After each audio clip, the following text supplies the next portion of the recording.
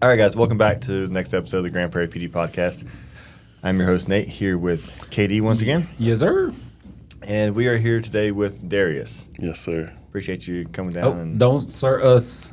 Yeah, we get a little sensitive about Yeah, that. we're y'all young. like, sir? We're very young. Okay. Yes. 20s. Early. Rookies, basically. Yes. Yeah, we're rookies. Man, this is going to be good because this is kind of different. Yeah, for sure. Yeah. This part's not too different for you, though, because sitting down with the headset on and talking to people that you may or may not want to talk to is Right. probably not that new for you. The face-to-face is the nuance for me. So. Right. Oh, yeah. Right. But yes. Yeah. All right. So Dareas works in our communications department, and you want to start off, I guess, tell us a little bit about what you do there, and then we'll kind of get into your personal life. Sure. I'm a communication supervisor of our Days B shift. Okay. I also am the head of the hiring committee, and I deal with the hiring. Okay. I've been in Grand Prairie now since 2018. Before I was with Grand Prairie, I was with Arlington from 2008 to 2018. So I left there as I was there as a supervisor and came over here to be a supervisor. Okay. Yeah. I always tell everybody I'm the first and only lateral supervisor for communications. I was so thinking, y'all can take that how y'all want to. Either they did a really good job or they did a really terrible job. So, yeah. That's awesome. So 8 to 8, so you did 10 years in Arlington, and wow. Yeah. Yeah. Do you see a big difference? Like how we do run communications here versus over there? Oh, definitely. Yeah. Definitely. It's more people-centric here. Yeah. Arlington was a little bit different. I'm not going to bad talk them, but it was a different situation. For Yeah. Sure. Yeah, leadership is much better here. Yeah. That's awesome. Well, but it's you. Of course. Pat yourself. So what as a communication supervisor, I imagine you would have started on the ground level, actually working, answering phones and that kind of stuff. What, I guess, when you're coming in as a brand new communication specialist, what is a day in the life like? Okay. Well, I can tell you that I actually did not start answering phones. So when I was in Arlington, I was a dispatcher. Okay. So what's the difference, I guess? Okay, so in Arlington, they have everything is separated by discipline. So if you are a dispatcher, you only dispatch. If you're a call taker, you only call take. If you're fire, you only do fire. Okay, so call taking, you're like, I call 911, you're the person I talk to, whereas dispatching, you're the one like sending cops and fire. Correct. Okay, gotcha.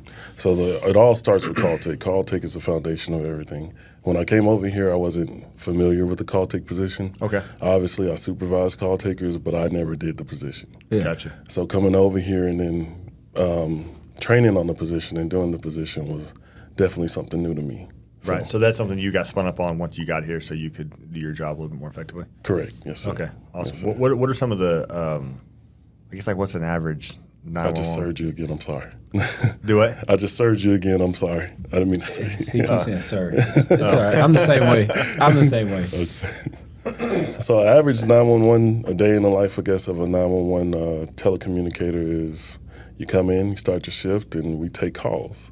So that could be anything from there's a suspicious vehicle outside of my house to a shooting or a hanging or whatever. Anything in between there is all ends of the spectrum. Yeah. So Is it maddening to because I imagine some of those things are chaotic.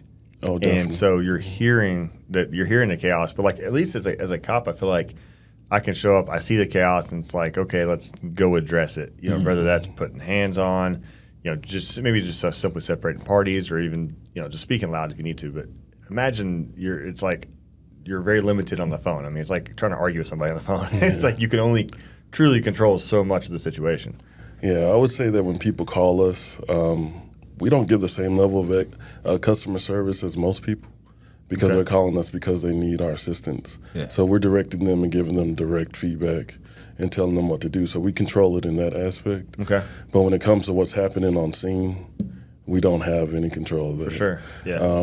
I tell everybody when you come into this position, we're unique because you can do everything right and still have a negative outcome. Yeah. Yeah. And we don't get the closure that you guys necessarily get when you go hands-on. Right. Which is something that you have to learn to deal with as a telecommunicator. Right, because it's, hey, the cops are here now. Okay, bye. and then you're BSing with your friends again, or just or wait taking the next shooting call or the next emergency right. call. Yeah, for sure. Dang. Yeah. I don't know if I could do that, man. I don't even answer the phone if it's an unknown number. I answer it. Like, which is wait.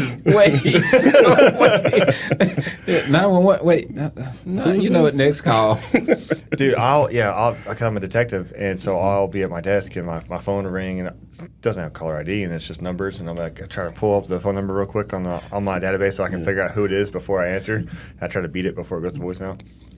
Yeah, so I wish we had that option. Yeah, what not to do. Right. y'all have frequent flyers that call all the time where you answer and you're just like, oh, it's so and so again, and then everybody knows in the room. Yes, yeah. Most of the time we have protocol to deal with the people that call consistently. Yeah, is that they protocol go hanging directly up? to supervisor. Here's Darius, protocol. I got another call for you.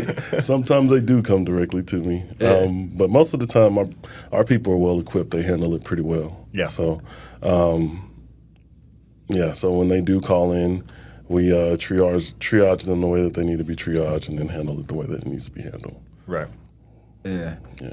Not so much 911 calls, obviously, but on the dispatch. Do y'all have favorites that you send bad calls to, or you send The bad answer calls that. to the other This guys? question. Oh man. Okay. Hot seat. That means Yeah. yes. Yeah, I know. 100%. Yeah, you don't have to answer. You just answer. Yeah, you just answered.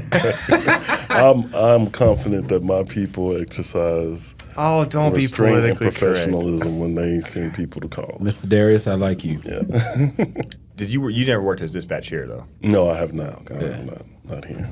All right. Well, okay. I want to talk about something real quick. These tests or these emails that we get to say, hey, it's time to take this. Oh man. Yeah. I I'm love blaming those, you for right? that, just so you know. God, that's the I worst. am not Yeah. the tech, but I understand we have to take those too every 2 years. But, okay, y'all can probably take that test and in 5 minutes, make 100, be done. It takes us some time too. Probably about the same amount of time as it takes y'all. There's things in there that we don't deal with on a regular basis. There are some things that we do deal with more frequently than you guys, but Yes, because like random letter codes. like Yeah. TQ, I could care less what TQ. No, it's out of state name, and I'm. Come on, that So don't have for all no- our civilian listeners, what we're talking about is the I don't know what the TCIC, NCIC certification test. So basically, and you might can explain a little better if you want to. Yeah, it's basically just the TCIC NCIC test. It gives you access to various databases throughout the nation and allows you to run people and get information on people. Right. But there's a ridiculous amount of rules that surround that, and a lot of it is all about like how you code it on the keyboard. So in order to get a criminal history or DL or any other weird, obscure thing that some agency somewhere might need, you have to be able to know the random letter combinations to get there, and it's mind-numbing. It's all day for me. Yeah. Like when I get the email, I'm like, well, Yep. yeah, that There we is go. all day. Yeah, I'm not leaving.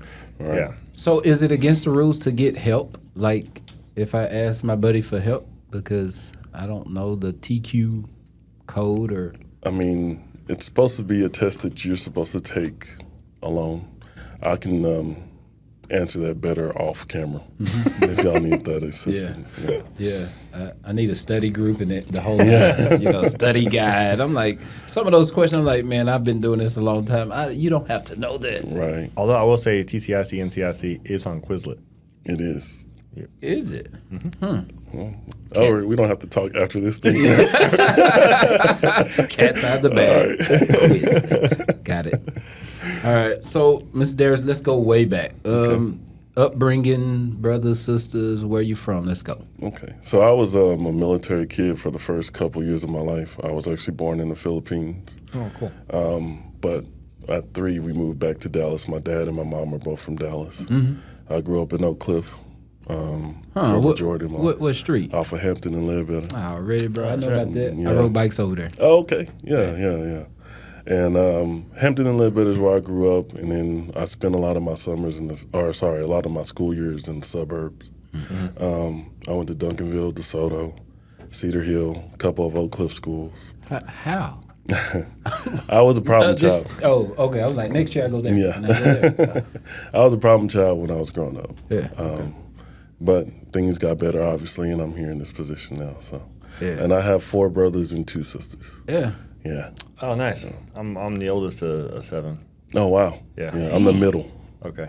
So that tells you everything You you spoil. know. You just like me. I would tell people I'm the spoiled middle child. Exactly. Yeah. So, like coming out of high school, how did you know you wanted to get into communications? So I have a story of when I graduated, I was going down a pretty bad path. I had a lot of things happen that just kind of frustrated me, and so I was on the path of destruction. And this one day, because I used to be a hothead, and I told this, I was driving down the road on this road rage incident, and I told this guy to pull over to the side of the road. So he pulls over to the side of the road, hops down out of his truck, walks over to the passenger side, and just leans up against his truck. I'm a hothead, so I'm screaming and cussing at him as I'm walking up to his vehicle. And he's just calm as can be. It was cold. It was probably October, November. And I walk up to him, and he opens up his jacket, and he has a gun sitting right here on his hip. And I stopped in my tracks, and he said, it's funny, I get choked up just thinking about it sometimes, but he said, son, do you have something to live for? Didn't look up at me, kept his head down, and I had just found out that I had a daughter on the way. And I was just, of course your life flashes before your eyes when that stuff happens. And I was like, yeah, yes I do. And he said, good, because if this, and he unhooked his gun from his holster, wasn't attached to this, and he had his badge in his left hand, you would be dead right now. So go live for that something that you have to live for. Damn. So that completely changed my path. Like, I did a complete 180 in life. Started searching for something that was more than the destination that I was headed towards. Yeah. And I found this. Yeah. That's dope. Yeah. Let me tell you. So I believe it. Everybody has that moment in your life where you're gonna make a decision. Yes, I want to go down whatever path. Everybody, I don't care who you are.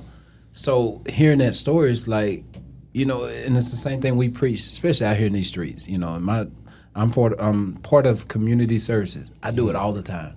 But I tell these youngsters, I said, it looks different for you, like it did for me, and it's going to look different for Nate. You got to make that decision, though. And so, and the best part, you know, is like that officer, he spared him, but he also educated him at the same time. Yeah. Number one, I'm going to tell you, bro, don't ever walk up on somebody else. Oh, yeah. If you mad or not, I'd rather you just pull over, call 911, let us deal with it. That's right. If that's like going to somebody else's house, and I never understood that when I was little. My mom said, "Why you gonna go over there and fight that boy at his house?" Oh, mama, he was talking about you. Hey, you don't nobody talk about me. You don't do that. Don't go to somebody else's. You know, that's just, it's a great story, and I hope you share that with some of these youngsters that's trying to find their way, so to speak.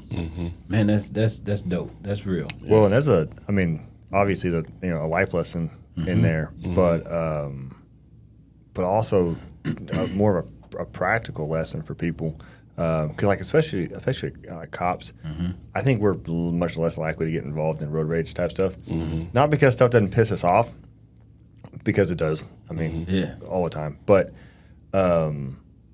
because we've seen that you do not know who's in a car, Right. And people get really comfortable with this notion that whoever's in that car has to stay in that car. And I don't know. I'm not sure what it is. I'm not sure, because I've been a cop so long, or since I was so young. Like I didn't. My perspective is pretty Jaded. yeah, or one not jaded, but like kind of been molded by my profession. But so many people seem like they I don't know if they get used to having interactions with like normal people, if you will. But it's like, dude, one time. Right. It takes one time. And I think being in this position and looking back, you know, hindsight is always 20/20. Yeah. Sure. I wouldn't tell anybody to do that. Like, that was just one of those times where you realize, you know, you're not heading in the right direction. Right. Yeah. You know, I was on the path to destruction for sure. Yeah. And I was looking for something to end it, you know, Yeah. and just to be completely transparent about it. And, and I found something that ended it just in a positive way. Right. And I'm thankful for the grace that I was allowed to, you know, come from that and still be here to tell my story. Yeah. Shout out to that officer. Like that's some real stuff. You know what I mean? It's like, again, and I don't know the situation other than what you told us, but it was like he was just showing you, like, bro, come on, go. Right. Because I would almost feel myself wanting to do the same thing. It's like, bro, look, I don't want to do this. It's how, like, we tell people out in the streets, I don't want to do this. Sir, if you just do X, Y, Z, I don't want to fight you, tase you, shoot you, or whatever. But man, that's weird. Yeah. There's so many, especially young men out there who are in very similar situation, because you get things that compound in your life and create that frustration. And I think as guys, we tend to aggression tends to be the default. Right. And so it's like, I got all this stuff going on, and I've been guilty of this. That has nothing to do with this situation, but it's like, no, this situation is where I'm going to pour all my aggression into. And it's not always in like a road rage, but whether it's frustration at financial situation or whatever it is that leads to some of these offenses that we see. Right. And there's a whole other conversation there. Because we're not really taught how to deal with emotion. You know what I mean? Right. I think as a young man, I can speak for myself. Like, the only way that I knew how to react was in anger. Right. And that's where I was comfortable. And I think if I would have had a different outlet for those type of emotions, if I knew how to label some of the things that I was feeling, the sadness, the depression, those things it would have been a lot easier for me to have a different outlet. Right. Well, because as guys, like, who do we see that emulates that? Like, the only, like, who's a male hero that's put out in front of us when we're young that's not, the thing that they're credited with is not aggression. Right. I mean, it's not like you're not holding, there's no heroes that are held out in front of young men. It's like, hey, this guy's heroic, or he's someone to look up to because he expresses himself. Yeah, he talks. Right, that doesn't happen. He's a hero because he hits other guys on the football field, or he shoots people in another country, or he plays in these movies where he's this action hero. He's a protector. Yeah, it's funny. I actually am teaching a class at the APCO, our next APCO thing called "Who Protects the Hero," and it's a class about dealing with stress and how to figure out when you're not at true north is really what I call it. Every compass points to true north. So when you are out of your true north and you're dealing with these things, who's going to be there to bring you back to true north? Right. And so you have to develop those things that help you recognize when you are not where you're supposed to be, and have a plan in place for somebody who is either close to you that you have confidence in, that can tell you, hey, get things back the way that they need to be. So who protects the hero is really the hero. The other heroes, your brothers, your brothers in arms, your people that are around you. They help bring you back to true north.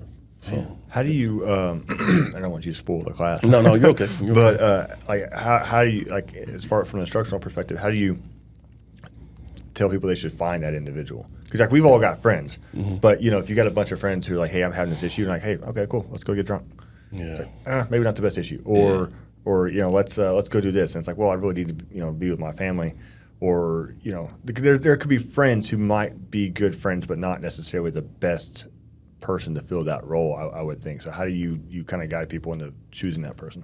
Like, for me, and I can just speak for me, like, you have to find people who have common ground with you, people who understand what you're going through. Because for somebody who's on the outside, people don't understand what we do as dispatchers.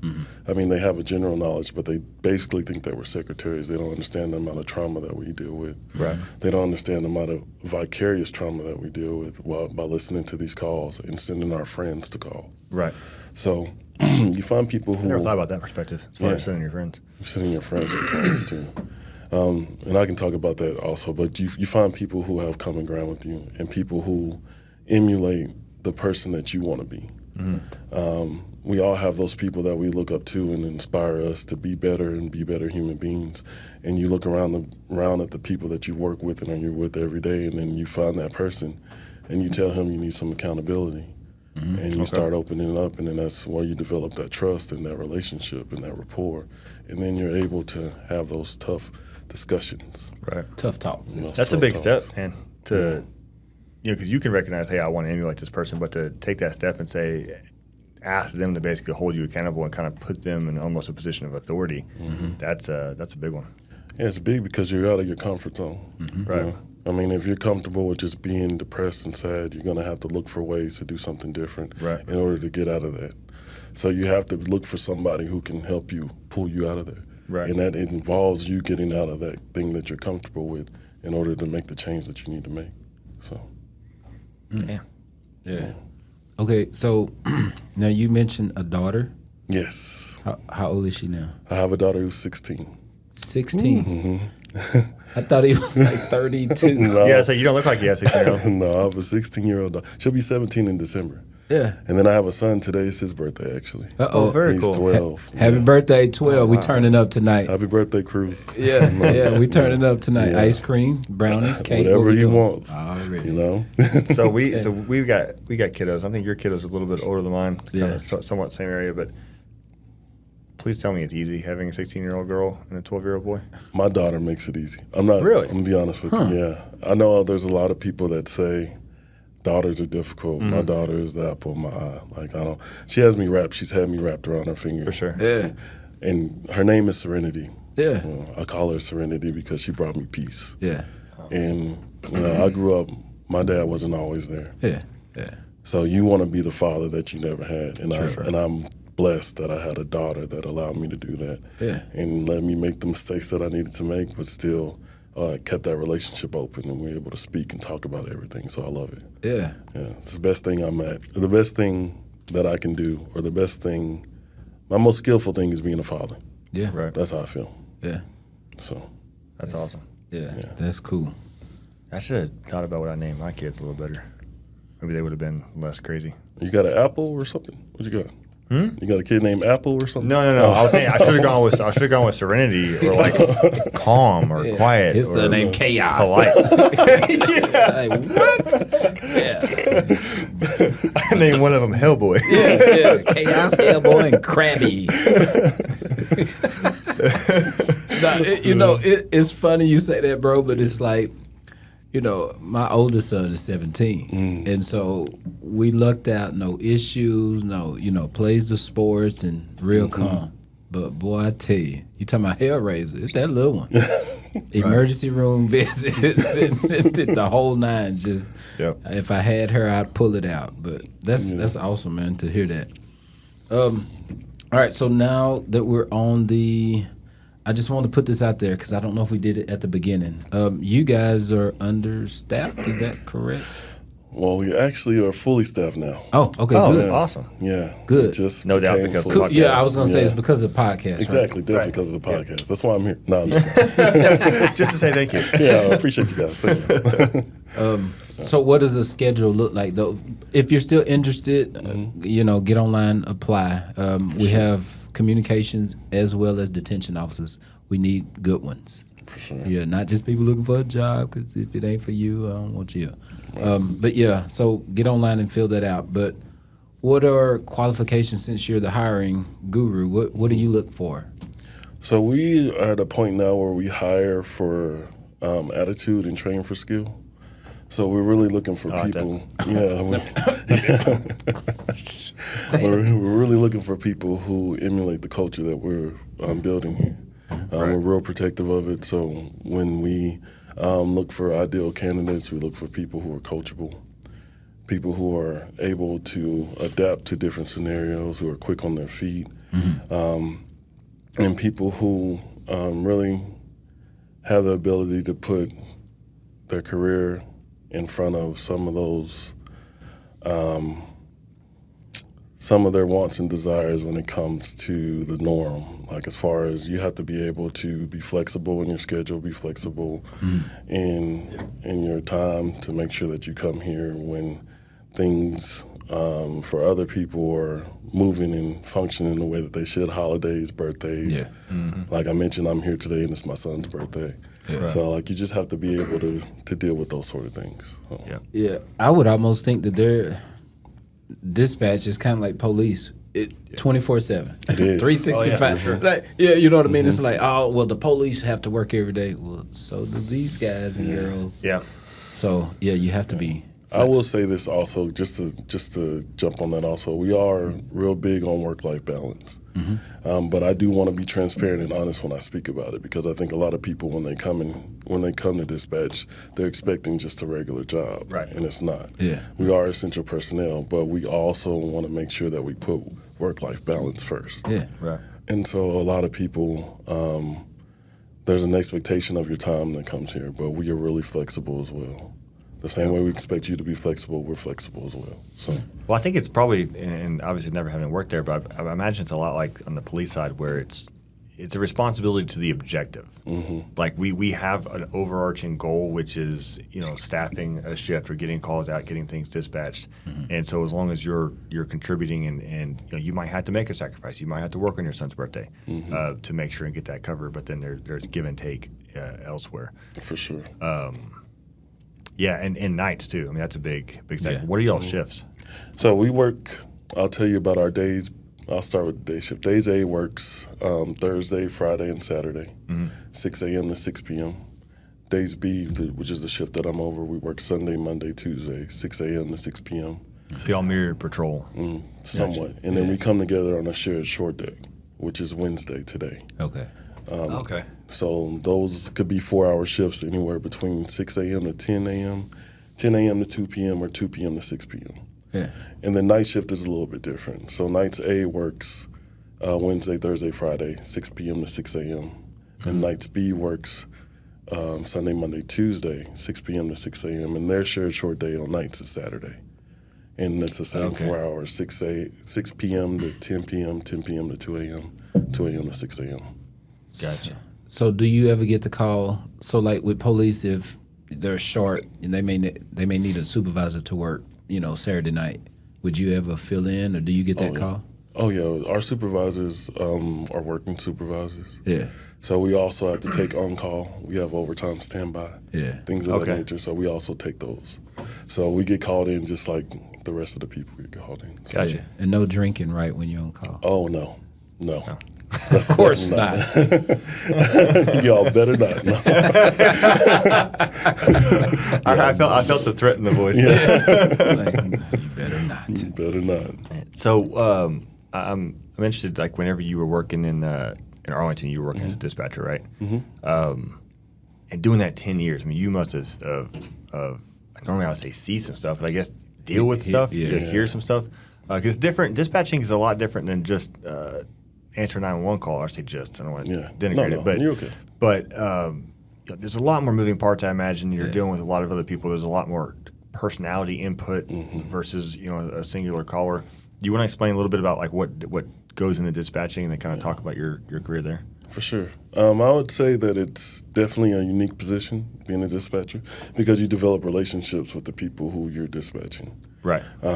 So there's friendships involved, there's emotion involved, and sometimes when you dispatch them to certain calls and it doesn't end the way that you expect it to end, Right. it could pull on you in a different way than dealing with somebody who you don't know on the phone. Yeah. So when I was in Arlington and I was a dispatcher in Arlington for 10 years, but I was a supervisor for 6 of those 10. I would also bump down and work dispatch, but we did deal with every aspect of dispatching. I've dispatched tornadoes, which was interesting. Wait. No. You're not skipping over that, my brother. Hold on.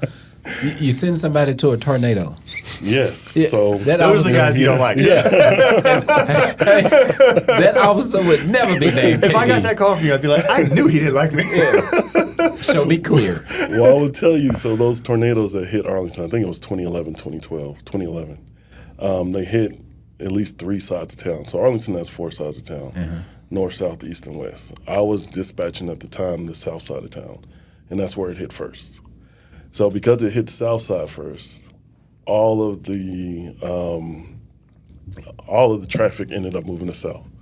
So wherever there was a tornado or tornado damage or people going into rescue, because we had officers keying up from inside of their home saying, hey, I'm going to go check on my neighbor. I'm not on duty, but this is where I'm going to be. Mark me out on call. Gotcha. So it was just chaos, complete chaos, if you can imagine. But yeah. So I dispatched a tornado. I actually got nominated for Telecommunicator of the Year for the state of Texas. That's dope. Yeah, That's in 2012. awesome. Yeah.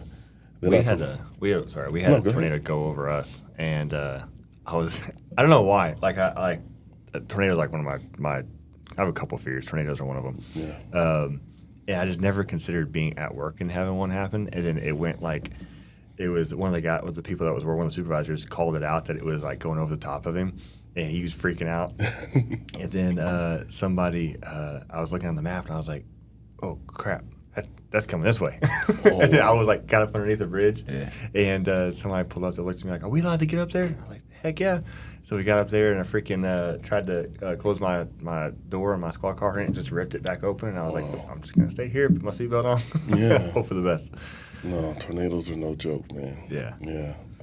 Luckily, I think there was only one casualty. Really? Yeah. But it was pretty gruesome, some of the damage that it did down there. It's pretty humbling. Yeah.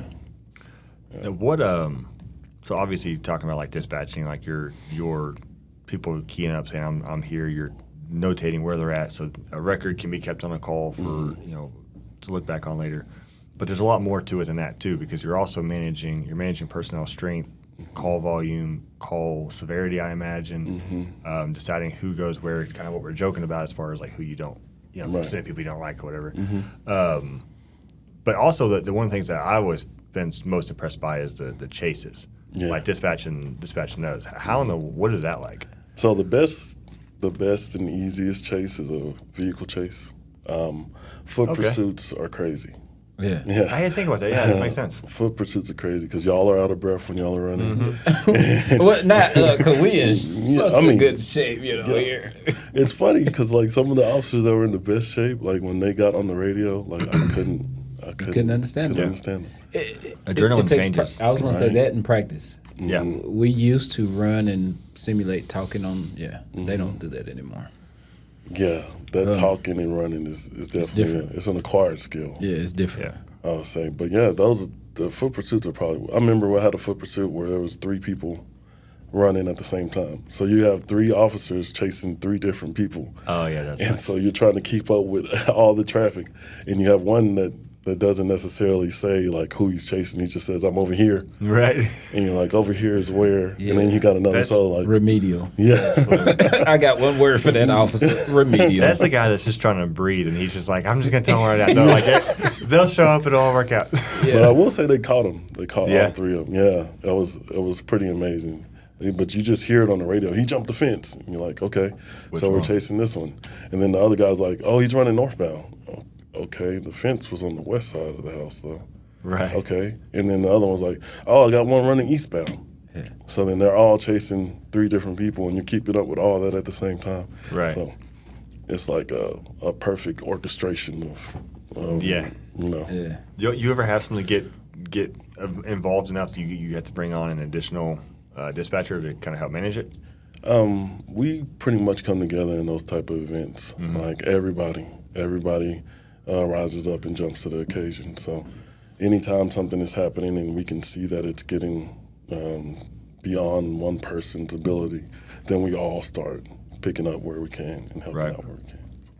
Yeah. Is it protocol, like as soon as a car takes off and we're going to do a vehicle chase, some things like get K9, I think it is, and then Air 1 or, give me air support? Yes. As soon as the car takes off and they start evading, we immediately call a heli. Oh, okay. Yeah. Because I know me, I haven't been on the streets in a while. I wouldn't tell you to do that. I hear some officers like, hey, do we have, air up or air support? I'm just going to be like, bro, you should have asked a few minutes ago. I'm focused on just driving and not hitting somebody, please. All right. Yeah, it's protocol to call them immediately. Yeah. So what you don't have to say the city's names, but are there some cities that every time you call, hey, we're chasing through your city, they're like, okay, well, whatever, good luck.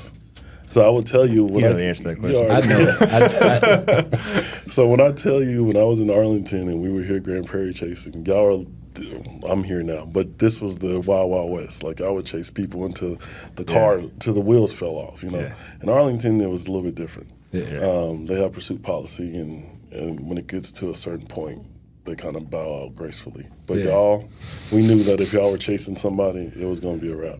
So now I can say, we chase people until the wheels fall off. Until radio can't communicate anymore. We're on cell phones. That has happened. Yes. Hey, that would be this guy. Because when you start going, what they say? Oh, switch over to IO5. Oh, yeah. Sweet, I'm doing 110, and I don't know where any of those buttons are. Let me call you from my cell phone, you know. That's crazy. I had one like that. It was, I may have already said it on here, but we were going through downtown. It was flying, and we're supposed to go to IO channel, but it wasn't programmed on my squad car. I didn't have a take home, and so no, it wasn't that. I'm sorry. It kept losing service. I could get to it, but it automatically went red with no service for some reason. Yeah.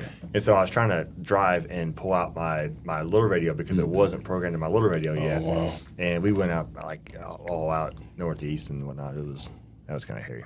See, yeah. Yeah. Those situations are scary for us too because we're like, man, these are our friends. You know what I mean? Yeah. And we don't know what's going on. And most dispatchers, they are control freaks. Yeah. Oh, sure. And so, like, if they don't have control of a situation and y'all are, like, up there and they can't communicate, everybody's trying to get you on the line some kind of way. For sure. Yeah. Leonard, do y'all sit there and, sorry. No, go ahead. I was like, do y'all cuss us out? Like, because we'll cuss each other out. Like, I'll be listening to radio, and I'm like, look, you better. Where are you? Or like, what are you doing? And like, because I want an update because I'm listening. Oh. Like, I know y'all have to do the same thing. Oh, for sure. Yeah. I'm not going to tell you no. I got to be honest with you. Oh, for sure. Like, what are y'all doing? Yeah. All the time. Like, what's happening? What's he talking about? Yeah. It's funny. I think, man, as soon as I got on to GP, I think I got on radio and I said, start me a one man.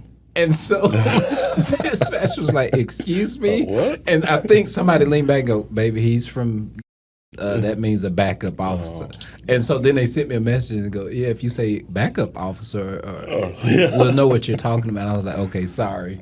It was funny. A one man. That's funny. I always say, first time I got a foot chase here, I said on the ground. Because, that's what you said. That's what you say. And I don't actually know why we said it that way. It's just when you say I'm on the ground with one and we're running. Mm-hmm. That's what I did here. And everyone's like, okay, obviously it sounds like he's not having a good time. Right. But we don't really know exactly what on the ground is.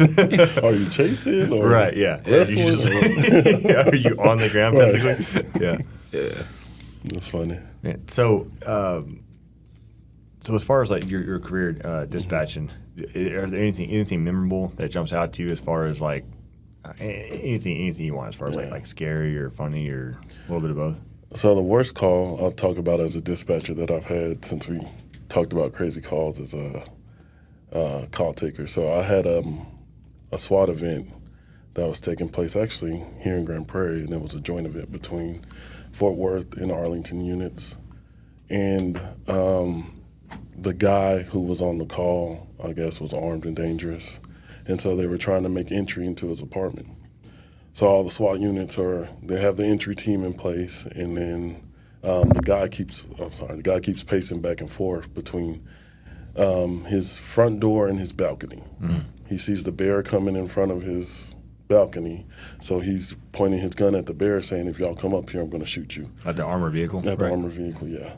And so then the entry team, the bear is a distraction, obviously, while the entry team is sitting set up.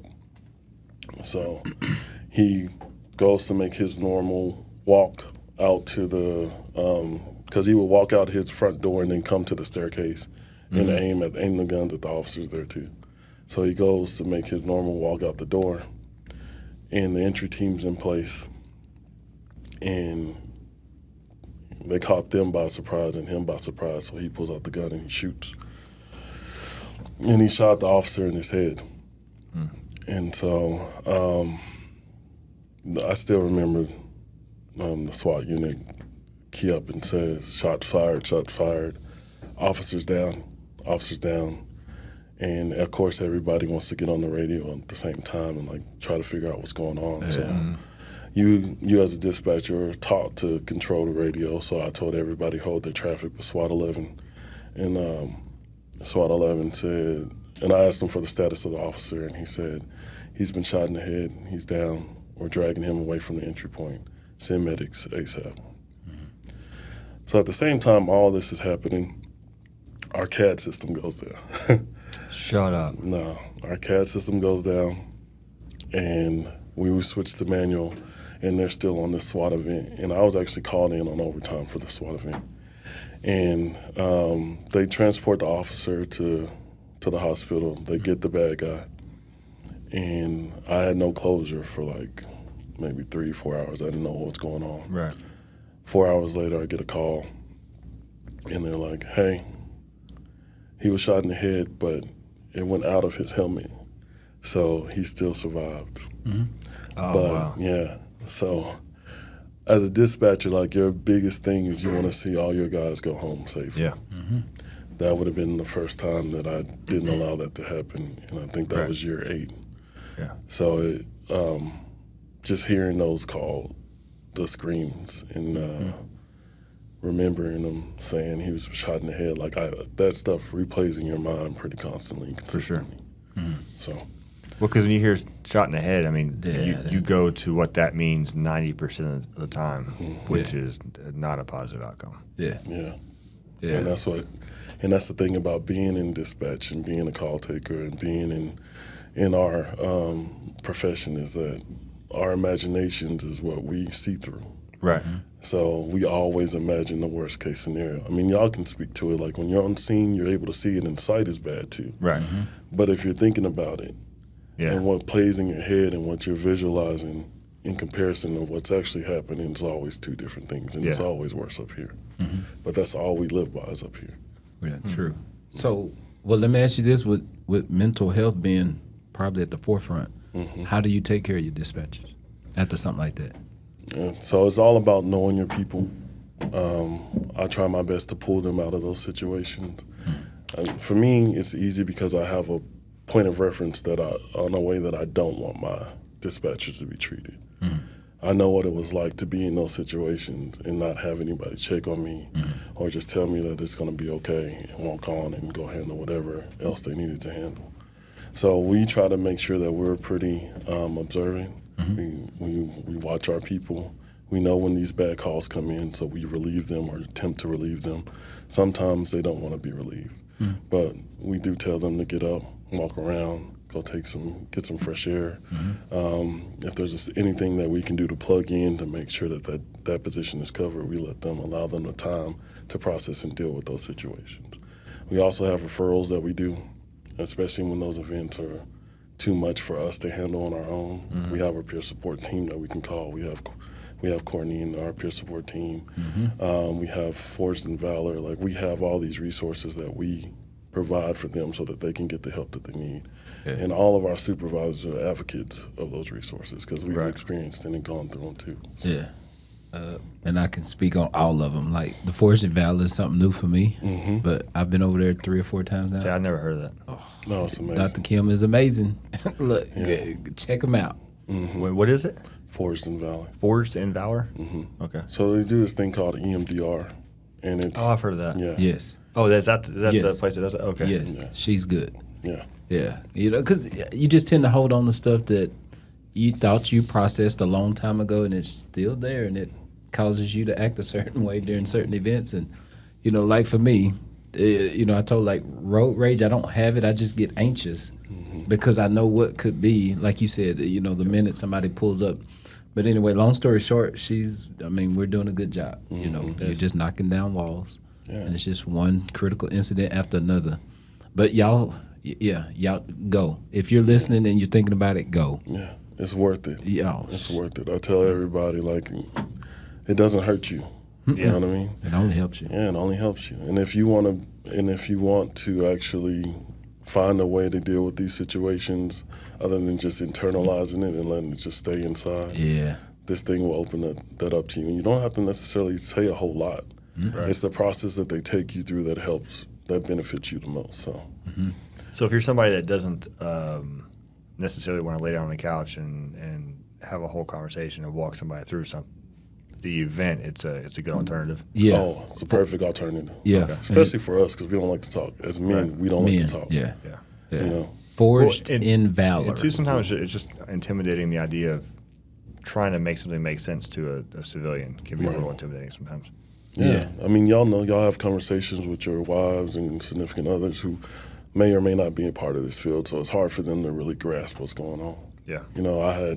when I worked at Arlington, we had several officers that passed on duty, off duty, and going home to my wife to try to explain the situation was difficult for me because I didn't want to expose her to that trauma, but at the same time, I also felt like I needed somebody to talk to. Correct. And so I couldn't have that conversation with her because I know how sensitive she is, and I knew what would happen or what could come from it if I exposed her to this trauma. Yep. So having an outlet, finding somebody that you can speak to about it and talk to about it was helpful. Yeah. Helpful for me. Yeah. Man, that's dope. Oh, make sure and check it out if anybody's wondering. Fortunate Hour. Man, I'm 1,000% behind it. For sure. Yeah. Shout out to Dr. Kim. All right, so let me ask you this, Dareas. Anybody that's thinking about, you know what, I want to get into communications, 911, what advice would you give them?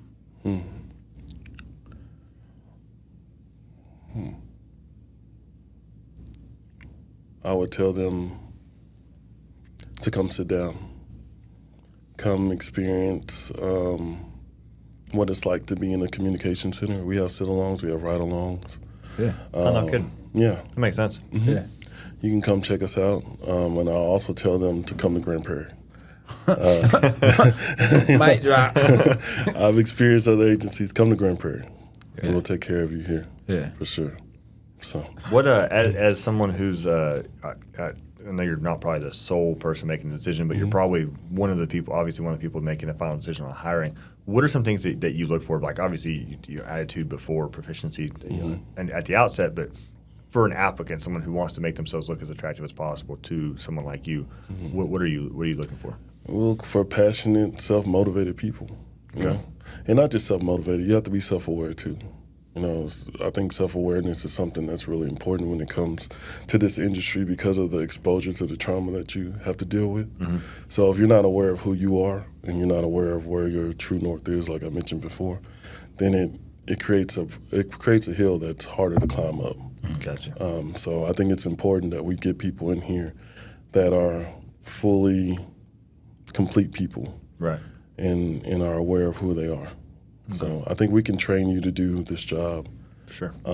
Majority of people can be trained to do this job, but when it comes to being a complete person and self-aware, that's something that's totally different. Right.